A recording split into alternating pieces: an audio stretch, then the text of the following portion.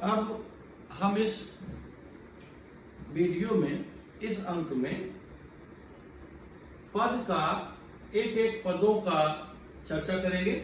इसका अर्थ आप लोगों को बताएंगे। ब्रजभाषा की शब्दावली, शब्दों का प्रयोग, किस तरह से कवि सूरदास जी ने बालक श्री कृष्ण से संबंधित बातें कही हैं। तो सब लोग पहला पद आप लोग देखिए। जसोदा बार बार यह भाखे, यह भाषे, जसोदा बार बार यो भाषे, है को ब्रज में, यहाँ है लिखा है, आप लोग ठीक से लिखे नहीं है। को ब्रज में हितु हमारो, चलत गोपाल ही राखे। यानी ब्रज में इस तरह से कोई हमारा हितैषी है, हितु यानी हितैषी, मेरी मदद करने वाला है, जो चलत गोपाल ही राखे। प्रश्न आया, मथुरा के राजा कंस के बुलावे पर अक्रूर आए और कृष्ण को गोकुल से मथुरा ले गए।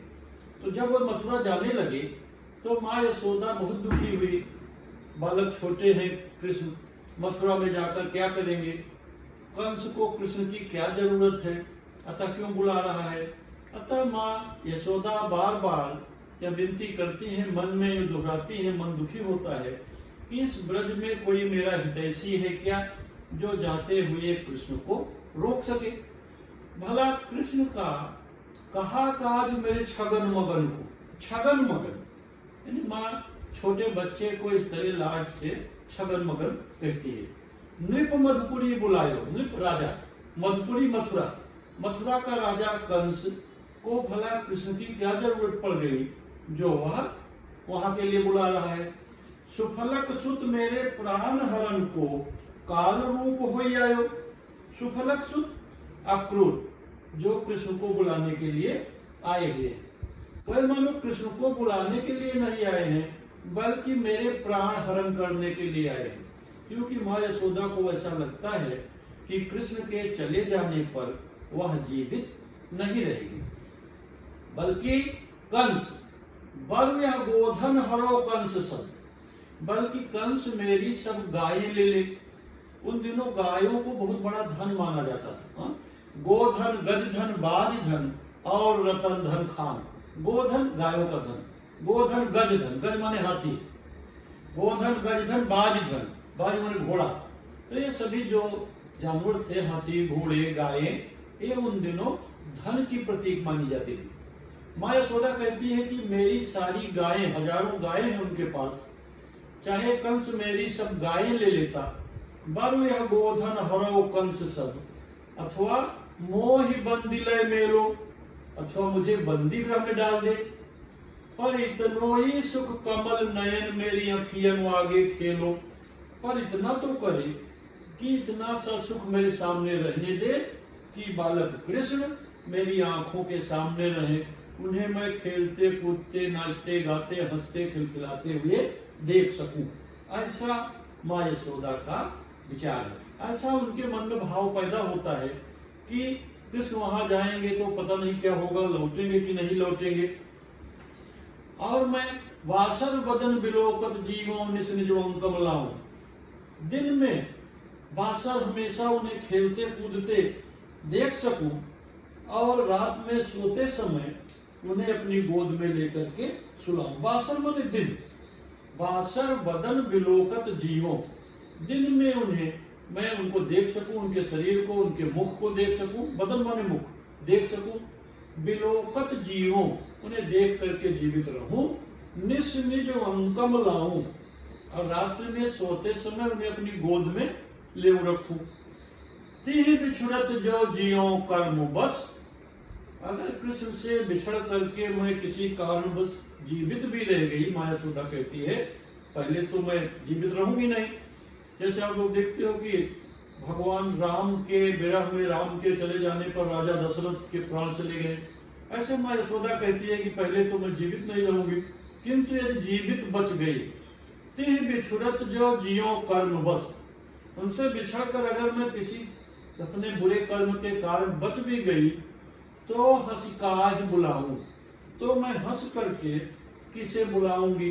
कमल नयन गुण टेरत टेरत दुखित नंद जू की रानी। इस तरह कमल नयन, कमल के समान नेत्र वाले बालक श्री कृष्ण के गुणों को टेरना माने रटना, टेरत टेरत, ये ब्रजभाषा के शब्द हैं, बार बार टेर टेर के रट रट के दुखित नंदजू की रानी, नंदजू की रानी, नंदजू माने नंद जी, नंद राय, नंद बाबा की पत्नी यशोदा बहुत दुखी है और उनका मन उदास है कि कोई भी इस तरह से गोकुल से मथुरा जाते हुए कृष्ण को क्यों नहीं रोक लेता है।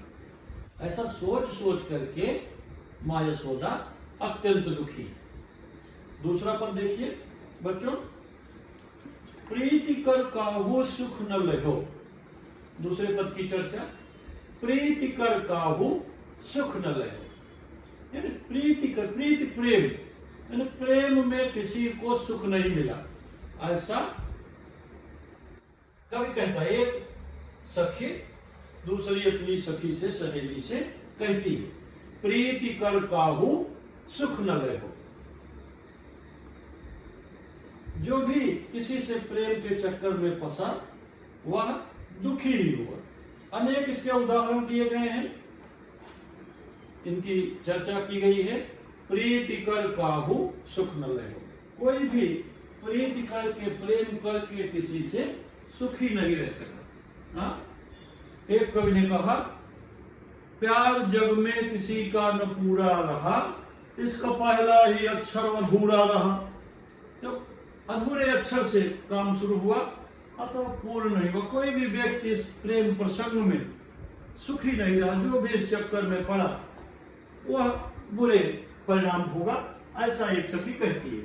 प्रीति कर काहू सुख न लहो, किसी को प्रेम के क्षेत्र में प्रेम करने पर प्रेम के परिणाम सुखद नहीं हुए, दुखद ही हुए, बुरे हुए। तो कैसे, प्रीति पतंग करी पावक सो आपै प्राण दहो। प्रीति पतंग करी पावक सो, पतंग कीड़ा, पतंगा क्या करता है, पावक मन यज्ञ, दीप से प्रेम करता है और परिणाम क्या होता है, उसी में जलकर भस्म हो जाता है। सब लोग जानते हैं, देखते हो बारिश के दिनों में जहां पर लाइट वगैरह जलती रहती है, किसी या दीपक जलता रहता है, बहुत से पतंगे कीड़े वहीं पर उड़ते रहते, मंडराते रहते हैं, और सुबह देखोगे तो वहीं मरकर पड़े रहते हैं। एक कवि ने लिखा, सख दोनों ओर प्रेम पलता है, सख पतंग तो जलता ही है, दीपक भी जलता है। दीपक तो जलता है और पतंगा उसमें जल करके भस्म हो जाता है। तो इसकी चर्चा यहाँ कवि सूरदास जी ने की। प्रीति पतंग करी पावक, पावक माने आग, आग में दीपक से प्रेम करता है पतंगा, परिणाम क्या होता है, आपै प्राण दह्यो, दह्यो माने जल्यो, उसी में जाकर के जल जाता है और मर जाता है। अलिसुत प्रीति करी जल सुत सु। अब यहाँ पर देखेंगे कुछ नए नए शब्द दिए हैं, इनको आप लोग जरा याद कर लेना।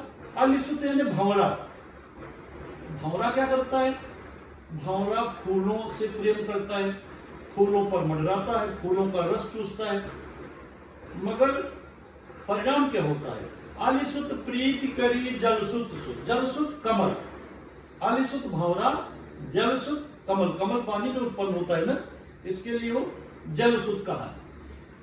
परिणाम क्या हुआ, आलिसुत प्रीति करी जलसुत सो, भंवरे ने कमल से प्रेम किया, परिणाम क्या हुआ, संपुट माझ गयो, पद्म कोशों में फंस गया। सुबह कमल खिला, भंवरा उसमें बैठा और उसके प्रेम में इतना तल्लीन हो गया कि दिन भर उसी में बैठा रहा, निकला नहीं, अब निकलूंगा तब निकलूंगा, और सूर्यास्त हो गया। सूर्यास्त होने पर कमल की पंखुड़ियां बंद हो जाती हैं, पद्म कोश बंद हो जाते हैं और भंवरा उसी में फंस गया।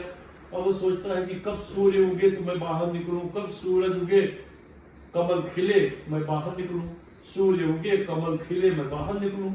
और इसी चक्कर में रात्रि में पूरे रात भर के अंदर क्या हुआ, अलिसुत यानी भंवरा मर गया उसी में। अलिसुत प्रीति करी जलसुत सो, संपुट माझ गयो। फिर अगला उदाहरण दिया कविसूर ने, सारंग प्रीति करी जो नाद सो। सारंग चित्र मृग, एक विशेष प्रकार का हिरन, हिरन क्या करता है, नाद यानी एक आवाज पर रीझ जाता है, नाद रीझ तन देत मृग नर धन हेत समेत। रहीम ने दोहा लिखा, नाद रीझ तन देत मृग नर धन हेतु समेत, ते रहीम पशुते अधिक रीझो कछु न दे। रहीम ने कहा, सूर ने क्या कहा, सारंग प्रीति करी जो नाद सो, चित्त मृग यानी हिरण नाद यानी ध्वनि पर आवाज से इतना मुग्ध हो गया कि वहीं पर खड़ा रहा, सन्मुख बाण सहो। बहेलिया आया शिकारी और सामने से बाण मार दिया और हिरण मर गया। तो हिरण ने नाद से प्रेम किया, परिणाम क्या हुआ, सन्मुख बाण सहो, सामने खड़ा रहा, भागा नहीं और शिकारी ने बाण मार दिया और हिरण मर गया। इस तरह एक गोपी अपने मन की व्यथा प्रकट करती है, प्रीति कर काहू सुख न ले।